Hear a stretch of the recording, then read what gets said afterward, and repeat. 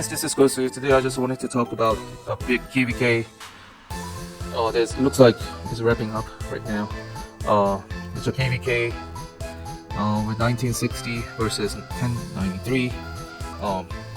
As you guys can tell from this map, 1960 has gained control over the Great Ziggurat and they have won the KvK. About a couple days ago, it looked like the 1093 was maybe pushing and was being more dominant. They almost got the majority of the Ziggurat at one point, but basically they lost because of the MVP, the golden chest. 1960's bottomlessness ultimately prevailed and made them win this KvK. So here's what I think about this KvK.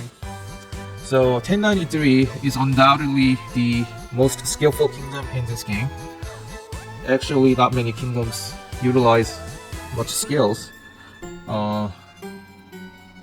in many things, during KvK, Osiris Lee, and many other events. There's barely any strategies for most kingdoms, but 1093 is the one that have, I think, more intelligent personnel that kind of strategize and play the game in a more optimal way, and they're the one that kind of play this game at a competitive level. So they are undoubtedly much more skillful than other kingdoms here, including 1960. However, they still lost despite their superiority in skills because of 1960's bottomlessness, also known as the bling blings, the dollar bills. So the 1960 they have the best gears, and they have the top of the line armaments. Majority of them have SVIP, which is rare in many kingdoms, and also they have ability to obtain resources illegally.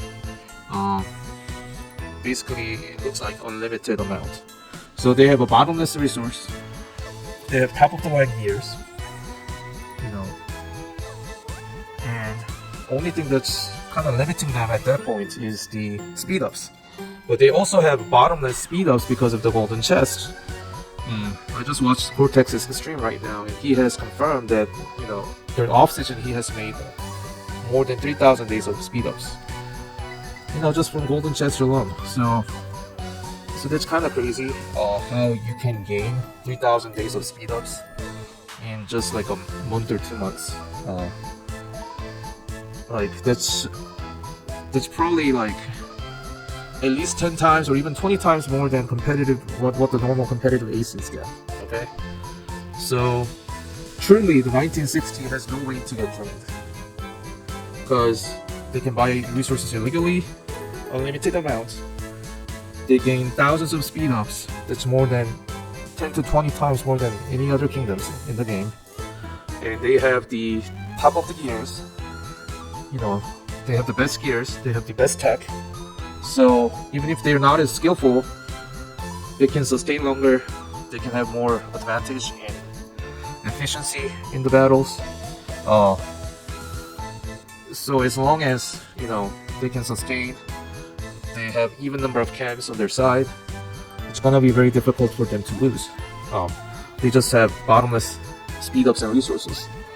On the other hand, 1093, despite their skills and numbers, they don't have that kind of bottomlessness. I mean, they are indeed, they are not gonna lie, they are a spending kingdom, but way less than 1960. If 1960 has 3,000 days of speed ups in off season, 1093 probably gets less than quarter of that, to be honest.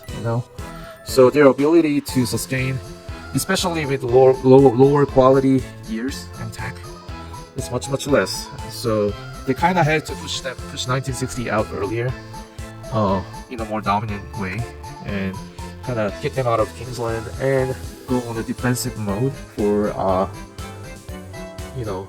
long-term strategy to win this KvK. But 1960 kind of held on in Kingsland, and then they eventually out-sustained 1093. So in addition to that, 1960 got a pretty decent ally in 1818. So I feel like the 1093 should have had allied with this group instead of this group. They should have allied with this, yeah, this side instead of this side. So I mean, it just feels bad, you know. So the money wins in this game, and skills are not as important. So because you just have like a 10 times more advantage, you know, in speed up. So what can you do? You know, speed up is usually the bottleneck for sustaining in a war. So 1960, they get 3,000 days plus per off season. That's, as I said, 10 or 20 times more than most of the competitive A seeds. So they can sustain 10 or 20 times longer, and if they have the best gears and best tech. So I don't know what to say. So in order for 1960 to lose, they basically need to get, you know, 1 versus all, you know. Like, you know, 4 camp map, if they are 2 versus 2, no way they lose, even if they ally with the weakest camp. And, you know, 6, you know, camp map, you know, maybe 1 versus 5 is too much, but they need to be 2 versus 4 at least, at the minimum. 3 versus 3, you know, they're not losing. So the one time 1960 lost was when, you know, it was a different kind of, you know, environment, you know. 1960 had to deal with Chisco Kingdom, and the 1093 had much more quantity at the time.